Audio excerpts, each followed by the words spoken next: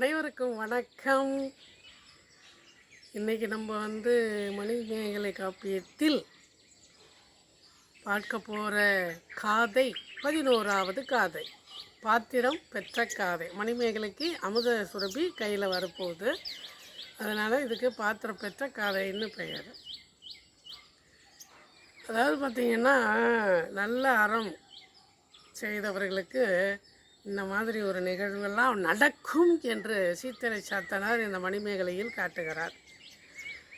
அதாவது பார்த்திங்கன்னா, மணி பல்லவ தீவிலே எல்லாத்தையும் தெரிஞ்சுக்கிட்டு அங்கே இருக்கக்கூடிய மலைகள், நீர்நிலைகள், சோலைகள், மணல் மேடுகள் இதையெல்லாம் சுற்றி பார்த்து ரசித்து கொண்டே வருகிறார். ஏன்னா பயம் போயிடுச்சு. எதற்காக அங்கே வந்தோம், யார் கொண்டு வந்தார்கள், அங்கே என்ன நடக்கிறது, நம்ம எந்த இடத்தில் இருக்கிறோம் என்பதை மணிமேகலை தெரிந்து கொண்டாள். அதனால் இப்போ சந்தோஷமாயிட்டா. நல்லா சந்தோஷமாக சுற்றி பார்த்துட்டு வந்துட்டுருக்கா. அப்படி பார்த்துட்டு இருக்கும்போது அங்கே தீவத்திலகை அப்படிங்கிற ஒரு தெய்வம் வருது. தெய்வ பெண் தீவத்திலகைன்னு பேர். இது பெரும்பாலும் தேர்வில் கேள்வி கேட்பாங்க.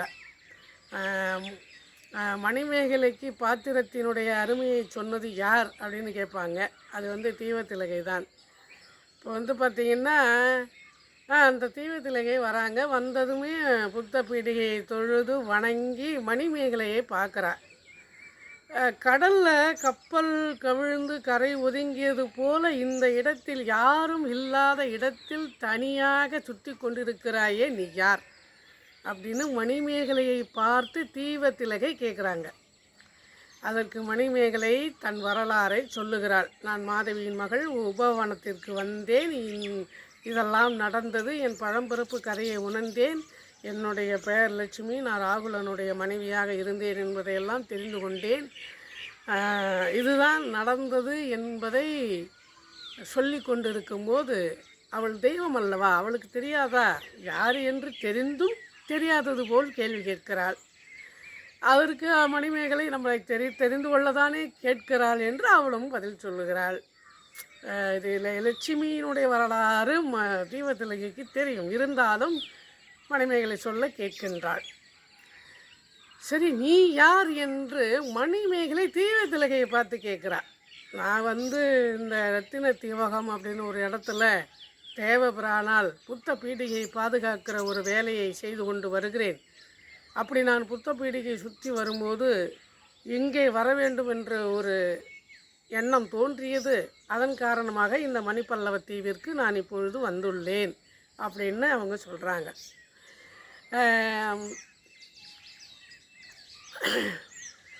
தீவத்திலகை உடனே என்ன பண்ணுறாங்க, புத்தர் புராணை போற்றி வழிபடுறாங்க. அவர் அறச்சிந்தனை உள்ளவர், நல்ல கருத்துக்களை எடுத்து சொல்லக்கூடியவர், எல்லா உயிர்களும் நல்லா இருக்க வேண்டும், யாரும் துன்பப்படக்கூடாது, இந்த பூமியில் வாழ்கின்றவர்கள் மிகவும் சந்தோஷமாக வளமாக வாழ வேண்டும் என்று நினைப்பவர். அதாவது உயிர் கொலை கூடாது, சில நல்ல நல்ல கருத்துக்களை எல்லாம் அவர் சொல்லியிருக்கார். அப்படிப்பட்ட புத்த பெருமானை வழிபடுவோம் என்று புத்த பெருமானை வாழ்த்தி வணங்குகிறாள். அப்பொழுது மணிமேகலையை பார்த்து தீவத்திலகை சொல்கிறாங்க. என்ன சொல்கிறாங்கன்னா, அம்மா, அமுத சுரபி என்ற பாத்திரம் உன் கைக்கு வரப்போகிறது. அதாவது அதோ ஒரு நதி இருக்கிறது பார்த்தாயா, அந்த நதியின் பெயர் கோமுகி நதி. அதாவது விசாக நட்சத்திரம், ஒரு 27 நட்சத்திரம் இருக்கும். அந்த 27 நட்சத்திரத்தில் கார்த்திகை முதலாக சொல்லப்பட்ட 13 நட்சத்திரம் கழிந்த பின் 14வது நட்சத்திரமாக விசாக நட்சத்திரம். அந்த விசாக நட்சத்திரத்தன்று அந்த பாத்திரம் வெளித்தோன்றும். ஏனென்றால் புத்த பெருமான் பிறந்த தினமும் இந்த தினம்தான். இன்றைக்கி நிறைந்த பௌர்ணமி, விசாக நட்சத்திரம். அது இந்த நேரத்தில் இந்த நாளில் உன் கைக்கு வந்து சேரும் அப்படின்னு சொல்கிறாங்க. அந்த அமுத சுரபி கைக்கு வரப்போகுதுனதும் மணிமேகலைக்கு சந்தோஷம். அதாவது இந்த கோமுகி நதியை நீ சுற்றி வலம்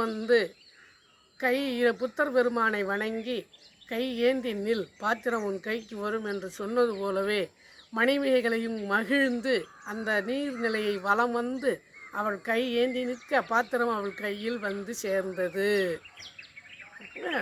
ஜீவதிலகி சொன்னாங்க, அந்த பாத்திரம் வரக்கூடிய நாள் இந்த நாள் தான், அதனால் நீ ரெடியாக இருன்னு சொன்னதும் மணிமேகலை ரெடியாக இருந்தாங்க. அதே மாதிரியே பாத்திரமும் கைக்கு வந்து சேர்ந்தது.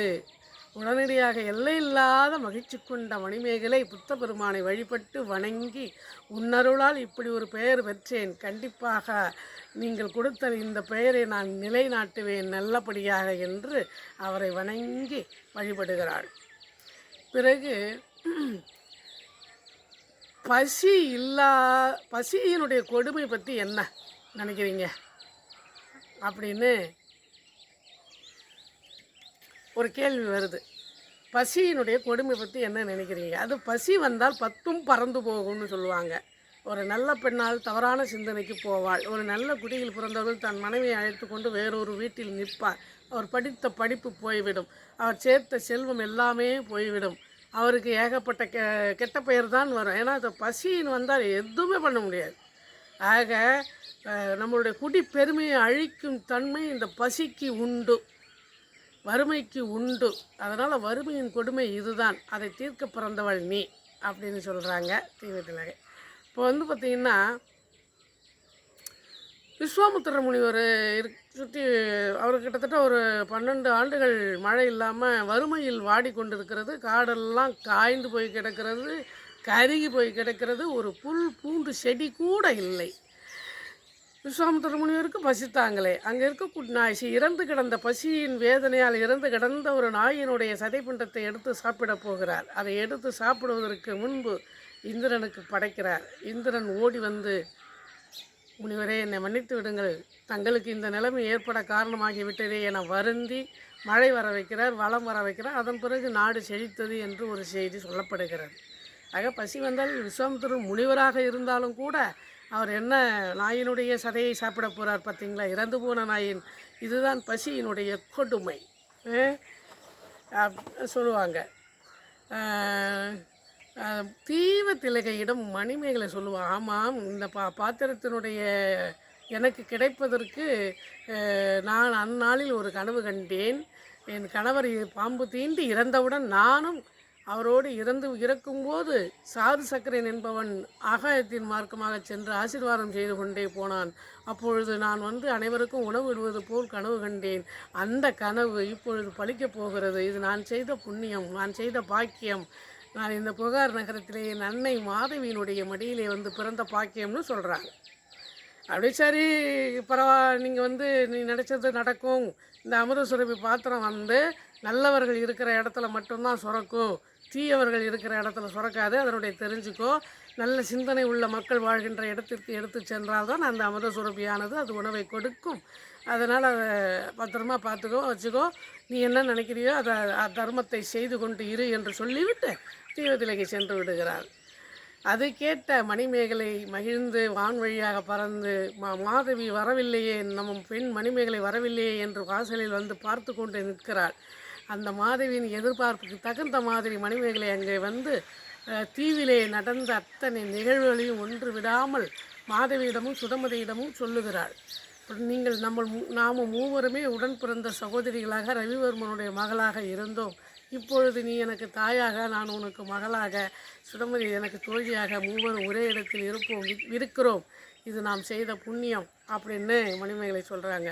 அமுத சுரப்பி பாத்திரத்தினுடைய அருமை பெருமைகளை எல்லாம் நம்ம அடிகள் அரவணடிகள் இடத்தில் தான் சென்று தெரிந்து கொள்ள வேண்டும், வாருங்கள் அப்படி என்று சொல்லிவிட்டு அரவணடிகளை பார்க்க போகிறார்கள். அமுத சுரப்பி எப்படி வந்தது, அது ஏன் கோமுகி நதிக்கு போயிடுச்சு, அது திரும்ப மணிமேகலைக்கு வர காரணம் என்ன, இது பார்த்ததுலாம் நம்ம வந்து மணிமேகலையில் சீத்தலை சாத்தனார் சொல்லியிருக்காங்க.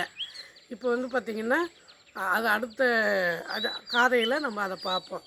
இந்த வீடியோ பிடித்திருந்தால் லைக் பண்ணுங்கள், ஷேர் பண்ணுங்கள். நன்றி.